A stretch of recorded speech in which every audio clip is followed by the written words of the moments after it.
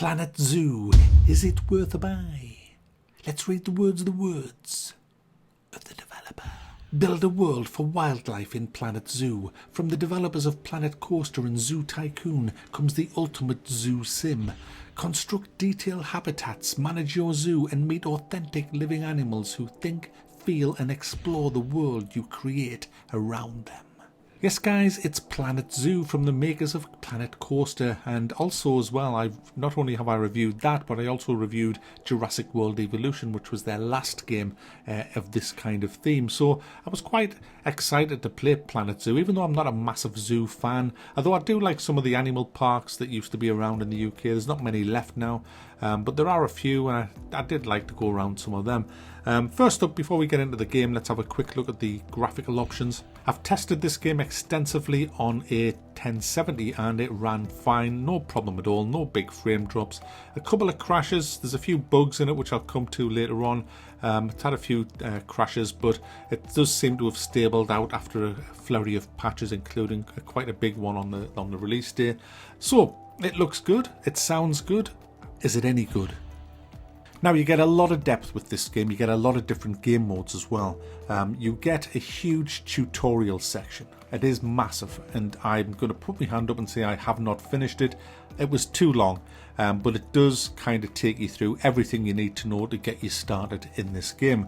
The two main modes you're going to be interested in are franchise mode, which basically means that you start your own franchise company and you open zoos up around the world, and you have to make them profitable, earn money obviously. Then you have sandbox mode, which basically takes away any worries about finances, gives you pretty much access to everything, and you start out with a blank canvas and you can make the zoo of your dreams, and you do have a big bloody canvas to work on. So they're the two main modes that you're going to be looking at. So let's talk about how it actually works with franchise mode. Well, with either mode really, because the same rules apply except there's no financial constraints. If you have played Planet Coaster and you have played Jurassic World Evolution, you would probably think this game has more in common with Jurassic World than Planet Coaster, but I would say the opposite. It has more in common with Planet Coaster, but it does take bits from both of them. You'll see definitely if you do play this game and you've played the other two, how it steals a little bit from each one, which is a good thing, because Evolution, it should progress and take the best bits out of them games and leave the worst bits.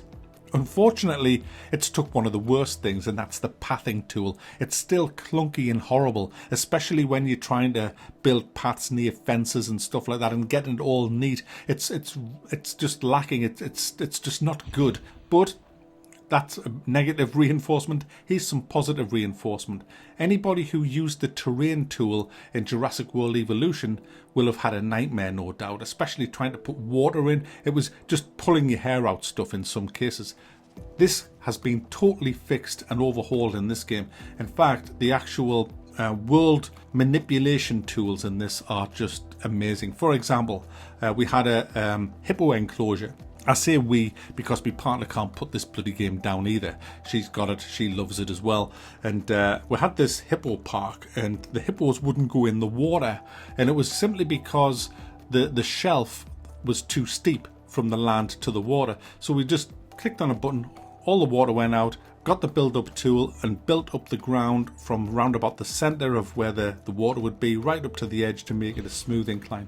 Took seconds, it was so easy to do. Then press the water button, instantly filled with water, no arsing around. You literally couldn't do that in Jurassic World. There would be constant problems trying to do basic things like that. So it has evolved a lot in that sense, but it is very micromanaging, and that's something you have to get if you're thinking of buying this. For example, you can't just build an enclosure and stick in, say, a lion.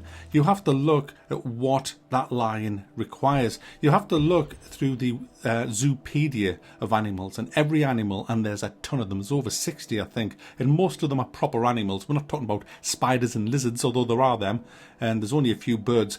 Most of these are furry little animals or big animals, and they look awesome. So you would look through the Zoopedia thing for lion. You would see what kind of surroundings they need, what plants they need, how much water they need, and what other animals you'd be allowed to put in there. Now obviously common sense says you wouldn't put a gazelle in there, Hey, hey, hey, Macno. So, you know, you have to kind of look at that. Now, that's from Jurassic World Evolution. You had to do that in Jurassic World. You had to look at the right balance and get it all right. So there's a lot of micromanagement just getting the animals in there. Now, once they're in there, you have to worry about a whole host of other things. In fact, just putting them in there is a bit micromanaging, because you have to research the animal when it's in there and then write up a little information board and put that outside. And then you have to put some speakers on there as well to blast the actual narrative about the animal to the public who are watching. And that might just seem like easy, but it's not. You have to look at the range of the sound, see if it's going to be in the right range for everybody to hear. And it kind of starts to get a little bit OTT, because it's just menu after menu after menu doing these things that I would kind of call tedious. Why can't I just put speaker, screen, jobs are good? We're here for the zoo and the animals, not all that kind of stuff. But no, you have to do that. Then you've got to look out for the animal welfare. Is it bored? Is it happy? Has it got the right balance of everything? And if you don't have that and the animal becomes sick, or the animal just is very unhappy, you'll get the bloody protesters out. And the protesters all come marching into your park. And then the people, the guests, they don't like that. So we're not coming back to this zoo. And then it all goes tits up. So you have to, there's a lot of micromanaging, and this is just for one pen. You've got to do this for every pen. Now, luckily, you can hire caretakers and vets and mechanics and security guards and all that to keep the place in order, keep it tidy, stop fights breaking out, stop vandalism and all of this kind of stuff, which is good because that's realistic, that's what you want. But for me, I just think the micromanaging does go a little bit too far. I mean, the level that you can drill down to in this game is insane, especially in the building of your paddocks. You see, the actual build tools in this game are, well, unlike anything you've seen before in a game.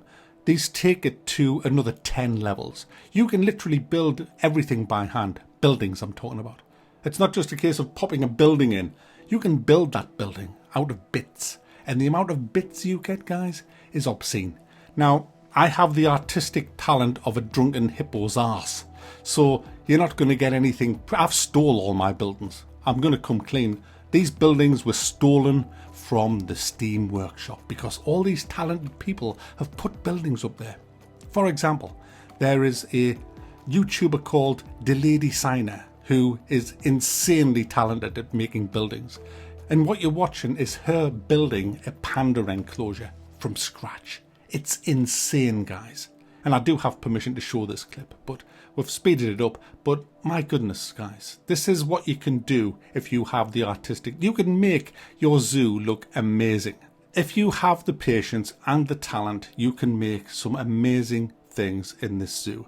The problem is you might not be able to enjoy it that much in franchise mode, because when you stop and you kind of put it into cinematics and you're just looking at your animals, and you'll want to because they look so good, just playing around, it's just so satisfying knowing that you built that area or stole that area for them to play in, and you just sit and watch them and you get mesmerized. And while you're getting mesmerized, your lions have escaped and they're chasing people, or your other animals are escaping, or your generators have broken down, so there's no water purification happening, and so the animals are getting ill, and all this is happening, and you're just looking at the nice cute animals and thinking, wow, isn't my zoo great? Then you come out of cinematic mode and find that it's in absolute total chaos. But the thing is, it's not like Jurassic World where the animals, well, dinosaurs in that case, would go around eating everybody.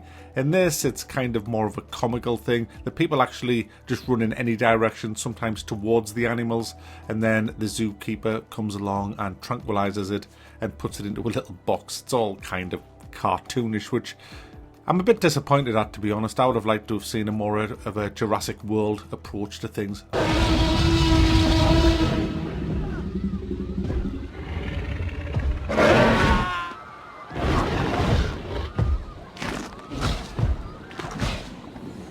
Now, I've almost run out of time on this review, and there's still a lot I want to talk about, but I'll have to cut it down for the end of this, and we'll just talk a little bit about the bugs and the animal trading. The animal trading allows you to get rid of excess animals, and you can earn some money at the same time. And there's two different currencies in this game. There's conservation points and there's cash. Now, when you want to get rid of an animal, you can either release it to the wild, which you will earn conservation points, you can sell it to another player for conservation points, or you can just sell it in a quick trade for money. When you want to buy an animal, it's exactly the same process. You go and you look at all the animals in the marketplace, decide which one you want. You can look at the stats of that animal and buy it into your zoo. You can choose the sex of the animal as well. Now, obviously, you'll want good stats on the animals you bring into the zoo. Now, what you can do, you can eventually start breeding your own animals, and if you have, say, a male and a female with good stats, then you're going to get some good stats on the offspring. So it's a whole kind of breeding game as well, and then selling the offspring, and you'll get more money, more conservation points for them, the better stats they actually have. They'll also last longer in your zoo. Now, there are a few bugs in this game. There's probably, in the 60 odd hours that it's been running, it's probably crashed about 7 times, which is 7 times too many. A few of them, though, were before one of the big patches that came out. It does seem to be a lot more stable now, to be honest. There's also a few other bugs, like I mentioned, with the path, putting the path down. There's a few bugs on that. There's a few little glitches here and there. We have a moonwalking mechanic who, everywhere he goes, he moonwalks around the zoo, which is quite funny. Other players have reported some pretty nasty bugs with some of the animals, although I haven't really seen any. So nothing really major, other than the fact that the game has crashed a few times. There is an annoying glitch when you actually start the game up. Sometimes you can't click on anything. You can just move your mouse around, clicking away, trying to get into one of the game modes, and it won't let you in. That can be annoying, as you have to Control-Alt-Delete out end task and then reboot the game to get it to work. That happens quite often, actually, so that needs fixing as well. So I'm going to end it there, guys. I'm thumbing this up because I think it's a fantastic zoo simulation game. It's not going to be for everybody, but if you want something that you can just relax with, especially in sandbox mode, and make a fantastic looking zoo, then this is definitely the game for you.